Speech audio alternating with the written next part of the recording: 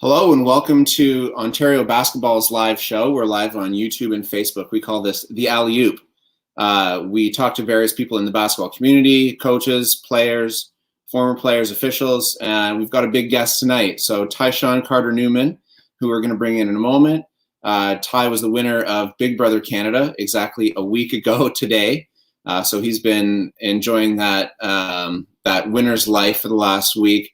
Also a member of Team Ontario from our provincial team in 2007. So I know he likes to say ball is life. So we got a couple connections here. We'll bring him in. How's it going, Tychon? Hey, how you doing? Thanks for having me. No, definitely glad to have you here. You know, once I found out you were on Team Ontario in 2007, I was like, maybe I can get him. Maybe I can get Tychon to come on the program. So happy to have you here. And obviously, it's been a week since you were out of the house. Just before we came on, you were telling me some of the changes. Like you're always reaching for your mic, or worried you're on camera. So it would definitely be an adjustment for sure. What are some of the biggest things you've noticed about life after the house and life as a winner of Big Brother? I mean, just being able to talk to your friends and family, like in that house, you have to just depend on your own instincts. And all these people are trying to stab you in your back, but they're your friends. But outside here, I know like my friends are actually my friends and they have my best interests and my family has my back. So that's been big to have them. And then just like holding your cell phone or driving or not seeing cameras everywhere, like just getting to the adjustment of the drastic change I've had since just being outside of the house and not being on TV has been really different. Like I'm just me now. I can breathe easier. Even I feel like I even speak different. Real life's not so cutthroat. No, well, it can be, but not for me. It's just laid back. I'm chilling. I'm happy. I'm good. Coming out as the winner too, like winning the big prize, like how has that changed your life so far? Like how have you seen, things been different since before you went in the house? It gives you a different set of challenges or a different set of goals now to deal with. Now it's like I've won $100,000. How do I spend that money? What do I do with it? I mean, it's a good problem to have, but it's not a problem that I had before. So it's just winning that prize has changed my life in a really good way. One of the things, and going back to finale night, one of the things that I had always wondered is, like, is the jury's mind already made up? Do they know before the final speeches who they're giving their votes to? And, I think you got to talk to some of them after. And when I was watching that night, I was like, man, Tychon, like hit Ty's speeches right now, he's killing it. You think that swayed them, or it did? Oh, I know it did. I talked to them after, and they said coming into that night, they really had their minds made up that they wanted Braden to win the game. A lot of them just weren't happy with me or didn't believe that I did anything all game. And since I'm not a huge Big Brother fan, jury management wasn't something I had a lot of experience with. So I wasn't like, you know what, I'm going to manage these people before I leave. I just more so had the impression that they'll just vote for the best player at the end. And it got to the point where they didn't believe I was the best player. And I was really surprised by that. But I just had to make a case as to why I was. And I tried to tell them that I made big moves. I won the most comps. And I had the best alliance. Like, to me, I was the best player. So I just gave them that case. And I changed their minds in the end. Yeah, when I was listening to that, I was like, you know what? This guy's played team sports before. He's played organized sports. He's been in a huddle. He's rallied the team before. So do you think that impacted your ability to speak so confidently in that moment, like having had a sports background and been on the court? I mean, 100%. Like, some people said I was yelling even. They're like, why were you yelling? I was like, because I was in a huddle. It felt like I was in a huddle and I was trying to motivate everybody and get them on my side. And from playing sports, I mean, that's what we do. I've coached and I've played. So, I mean, those two experiences for sure helped me in guiding that conversation. Someone's letting me know it's Tychon. Yeah. I've been saying Ty or Tychon. Tychon. That's what's confusing. So it's Ty spells Ty, but my name is actually Tychon. Well, I mean, we'll go to a question right now. We got AK from YouTube wants to know, did you ever find yourself getting anxiety because you were always essentially stuck in a house? Yes. I felt anxious being stuck in that house. I'm not going to lie. The first 2 weeks of the game, I actually thought about just going home. I'm like, I want to get out of here. This is crazy. This is stressful. Everybody wants to stab you in your back, and there's no windows. There's no sun for a lot of the time that you're in there. And I was just like, get me out of here. But my team won the first 2 comps, so I was safe. And then once I passed those 2 weeks, I guess I was in it for the long haul. So yeah, I was very anxious in there. That's like the celebrity Big Brother Meta World Peace. You're just like, I'm just gonna go home. I don't know if you saw that. Like.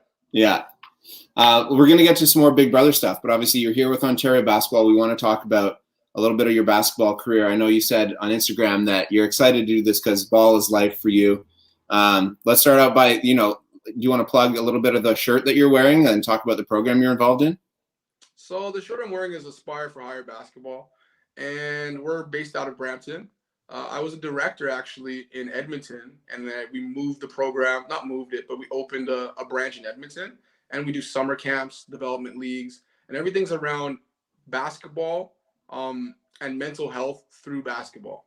So it's really about being a grassroots community organization and really using basketball to help people build other life skills. And especially like Black kids, like our kids are mostly Black in Brampton. And we've seen it be very impactful for them because they go from players to coaches and then eventually enter the real world with a myriad of life skills. So you still get on the court with these kids? You still got some game? I know you've probably been retired from competitive basketball for a couple of years, but you still get on the court and play sometimes? So no, I haven't played since like the fall. I tried to dunk in January and I slipped on the ice and fell. So I mean, I'm definitely not where I used to be. But I do want to get back out there. COVID has really slowed down my progress. And men's league, I was very good. I'm not going to lie. I was killing men's league for a bit, yelling at the refs, just being that guy. So, I mean, I still got some game. I need to get back into it. So when you say yelling at the refs, because I know you are a ref too. Yes. You see both sides of it. You don't take offense. No, you know what? Like, when I yell at the refs, it's more of I'm kind of joking with them because usually I'm friends with them. So it's like, it's kind of fun. I get both sides, man. It's the hardest job that there is in basketball is refereeing. Everybody's mad at you. Nobody sees things objectively, and you have to be that person. And I think in partially that helped me with being in Big Brother. Like people not liking you or people not being fans of decisions you've made is something that I'm used to. No one likes the ref, but I mean, I love that I can give back to the game because I don't look like your typical ref. And people trust me out there. And I think I love it. It's really special to me. Representation was part of your platform in the game. I know you made it a rationale for wanting to bring Braden with you to the final and send Tara home on that last vote. How important is that to you, and how important do you think it is for young people to see someone that looks like them, someone they can look up to either as a coach or as a referee? I think that is so important, and that's always been my message. And I think even with that message, I think there's a lot of confusion around, what I said. I know some people felt like I was saying I didn't want someone white to win, and that's not what I was saying at all. I was just saying that, being Black, there's some opportunities we don't have because of the color of our skin. So I want to guarantee that this was an opportunity that we could have. And that was the message I wanted to send, that because of the color of our skin, let's have this opportunity. Let's get this one, because there's a lot of things we don't get because of the color of our skin. And I think that's really important for a lot of people to see all around the country, for them to change their perception on what you can achieve based on the color of your skin. It shouldn't matter. You should be able to go to school, get a good education, get a good job, if that's the path you choose. You could also be a rapper or a basketball player, but I don't want people to be limited to certain things just because of the color of their skin. I want to say, look, I did it. You can do anything. It doesn't matter. No matter what you look like, no matter what the color of your skin, no matter what your sexual orientation is, it doesn't matter. You can do anything. And that's the message I want to send. Amazing. It's a great message. And it's something that, we have a campaign at Ontario Basketball called Grab a Whistle. We're trying to get more young, diverse people interested in becoming an official, especially people that, they've maybe played all their way up. Like, you played at Laurentian McGill, people that love the game but don't know what to do with it when their careers are over. So, what went into you deciding to become a referee, and how did you go about that? So I actually became a referee because of my dad. My dad was reffing a lot when I was in high school. And for me, it was a good part-time job to make money. It pays really well. Like sometimes you're making, 40, $50 a game, and that can be $100 a night. And in my mind, I'm like, this is great money. I don't understand why nobody's doing it. So that was definitely part of it for me. And also, I was very analytical when I played the game. I'd always be like, why is that a travel? Why is that a foul? And to really understand the game completely, refereeing helps you really understand the game from a different perspective, which in turn makes you a better player. So I thought, like, not only does it make me money, it makes me a better player. And now I have a great understanding of the game. And I think for those reasons, I got into refereeing. And from doing it, I got more people into refereeing. Some of my friends started reffing. Some people, when people see people like me reffing, they have questions. They're like, oh, I can do this too. They believe that they can because it's just not what they're used to seeing. I think who's better to ref the game than ex-players? Let's be real. You understand it at a high level. Why would you not want to ref? So for me, it's like it's coaching or reffing, and right now for me, it's refereeing. That's where my passion is when it comes to basketball. Yeah, I mean, I would want you to ref one of my league's games when I get back on the court eventually. Hopefully soon, one day soon. As long as you don't yell at me. No, I don't do that. What was the experience like when you played with Team Ontario? I know we had talked about you being on the team in 2007. We shared that picture of you as a young guy, on the bench. You look a little different than you do now. I think you were 15 years old. Do you remember what that experience was like? I mean, I do vaguely remember the experience. I remember we went to nationals in Quebec, and I think that was the first experience I ever had playing what I would call high-level basketball. I remember in Toronto, it was just like we just play. Like we have a couple plays, and we just hoop. When I went to Team Ontario, we had a playbook. I remember being like, what is a playbook? And I remember not being able to remember the plays and being shook that we have a playbook and with 15 different offenses that we run. It was a lot of fun. There's some great like Kevin Pangos, I remember, was one of our captains. He was a great player. So much fun to play with.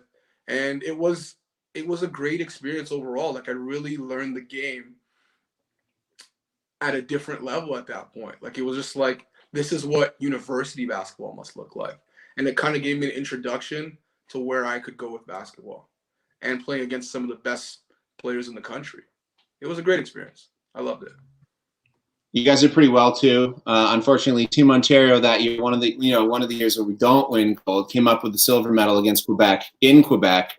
I'm sure they had a bit of a home court advantage there, but a good tournament overall. What kind of a player were you? How would you describe your game? I would describe my game as do whatever it takes to win. You know what I mean? I was a good. You know who I describe? I've gotten a lot of comparisons to. Unfortunately, Meta World Peace. But like I was a very tough, hard-nosed defender, a good rebounder, not the greatest shooter, but I hit threes if I needed to. But I would score if I had to play I'd really just play hard. I think that was really my thing in playing basketball. I just played the game so hard. Posted up smaller players, took slower players off the dribble. Like my game was very unorthodox, but I was just like, I just got results.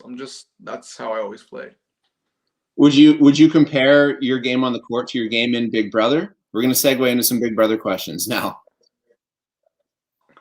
Yes, I actually would. I'm very results oriented, and I'm not flashy. And in Big Brother, I didn't play the game in a flashy way. I wasn't like, listen, I'm going to win all the comps. I'm going to let you guys all know that I'm the best player, and I'm going to really beat my chest all game and tell you guys I'm going to win. That wasn't my strategy all game. My strategy was just like, you know what? I'm going to work hard. I'm going to study my days. I'm going to make friends with the right people, and I'm going to be honest with people and real. And in turn, it looks like it paid off for me because I ended up winning the game from those things. Definitely paid off. So like I said, people get your questions in here. We've had a couple we'll catch up on. I know here we got one from YouTube. Lindsay from YouTube wants to know, which BB player would you have wanted on the court with you? With me to play with? I would say Jedson. Jed's my guy. I love him to death. I know he's good at everything, so I know he's good at basketball. And we played against each other actually in his first year when I was at Laurentian. He was at Western. And I would love to play with Jed, man. It would be so much fun. Did we know that you guys knew each other? We actually, when we started talking, we eventually pieced it together. And then a rumor went around the house that we're good friends and we knew each other coming in, and that kind of put a target on our backs. So I had to distance myself from him a little bit because of that. But yeah, we narrowed it down that we did know each other and we did recognize each other. That's definitely a big brother no-no. You can't let anyone know that you've known someone before you got in the house. No, not at all. And we kind of slipped up on that one. But I had to clarify, we weren't friends. We've seen each other. We've got another question here. Let's go to Roman. Roman wants to know, what's one move you regret making and one you absolutely don't? Good question. Great question. The thing is, because I won, I don't know if I regret any moves that I made. To be real, like I wouldn't have gotten, if I changed anything that I did, I don't think I'm sitting here. You know what I mean? I can say like I regret getting Jed out, but the truth is I don't. Jed was falling in love with Beth. I knew that in the end they would take each other, and that left no place for me. And it really decreased my chances of winning the game. So that's the move I really do not regret doing. I'd say maybe I regret Kiefer going on the block, but that helped my game. So no, I don't have any regrets on that front. Yeah, that's not a game regret. That's just a personal regret. Yeah, exactly. Because I had a lot of love for Kiefer, and I preached loyalty all game. The reality was some of my friends weren't loyal to me, and I could see them turning, so I had to turn on them first. And I don't regret doing it. Someone wanted to know, follow up to the last question, who won the game between you and Jed? I don't know if you remember. His team won. I had more points, though. So, I mean, you tell me. How did you feel about being on Slop? Once Velvet on on YouTube wants to know, how did you feel being on Slop? You turned into a savage that week. Yes, I did turn into a savage that week. Being on Slop tastes like stucco from your ceiling. It's like this horrible oatmeal, and I just couldn't eat it. Like every time I'd eat it, I would gag, and I pretty much was on a hunger strike. So I didn't eat, and when you don't eat, you're not the same person, and I wasn't the same person. I was grumpy. I was mean. I was just hard to deal with when I was on Slop, if I'm being real. And I don't recommend it to my worst enemy. It's the worst. But yeah, that's why being a have-not's horrible. And I never was one somehow throughout the whole season. And that benefited my game. Because if I was on it more, I probably wouldn't be winning the game. And we've got a question from Remy, who wants to know, what about your relationship with Braden? What about it? That's a good question. But people want to know, is this something that is a showmance or a flirtmance? How did you use that to help your game? So I did know that Braden had a crush on me, and I think it was used to accelerate the growth of our relationship. I mean, I thought having a final two with Braden was a realistic scenario in which I could win the game. And I knew if I really convinced him that a final two was good for both of us, that I would get there no matter what. I knew Braden was about to win a comp. He was always right on the edge. And I knew that when he did, he would never put me on the block if I was really close to him. And that's what I kind of did. I kind of put it in a situation where we could become really close so that I would have a say in the decisions he makes and that I would have a good chance of being in the final two. And it looks like it worked. Love him to death, though. We're still friends. And yeah, I wouldn't have been there without him. We'll do one more question here from YouTube. What motivated you to sign up for the show? And how did you feel when you got accepted? So actually, somebody told me to sign up for the show. I wasn't actually a Big Brother fan going into it. I kind of became more of a fan as I went through the process. When I got accepted, I was ecstatic. I'm a huge competitor. I love to compete. And when I thought about it, it was like it was my chance of trying something individual for once. So let me play this individual game and see how good at it I am. In talking to some of my friends during the application process, they said it was something they really believed I could win. They're like, you have a great, like socially, you're very good. You know how to deal with people. You know how to talk to people. You're not very emotional. You don't overreact. And when I got accepted, I started to believe that it's actually possible that I could win. And I was excited about it. And it worked out. And then, I mean, I had a question too that This episode was crazy when Jedson had the power of veto and Kiefer hatched this plan and he didn't use it on himself. And then there was a fake double eviction. Like, this episode had so much going on, you know. But first of all, you had to be in on the plan to get rid of Jed at that point. And I'm sure you had feelings both ways about it, about whether or not to do it. Like, how many times did you go back and forth in your mind? And, you know, even last minute, were there any thoughts that, hey, you know, maybe this isn't the right thing to do? So if I'm going to be honest with you, if I guess on the episode, I guess you don't see everything, but Braden Kiefer, I actually haven't even seen the episode, but Braden Kiefer and I were up till 4 a.m. after that veto, talking about how can we avoid me going on the block? And the only scenario there was Jed using the veto on Beth. And once we came up with that idea, we're like, that is genius.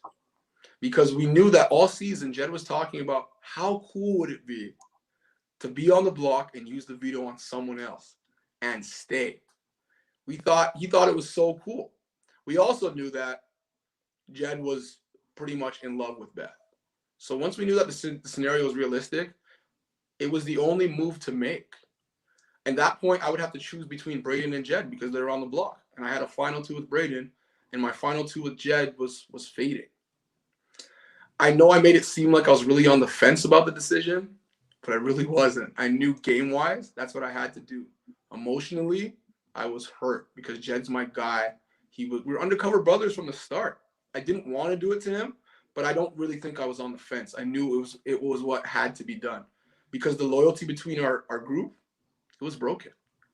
And once we were deliberating to the end, once Jed saw us deliberating, then I knew it was really done. Because if he comes back, if we keep him in the house after we've been thinking about whether or not to get rid of him, that's the same mistake we made with Kiefer.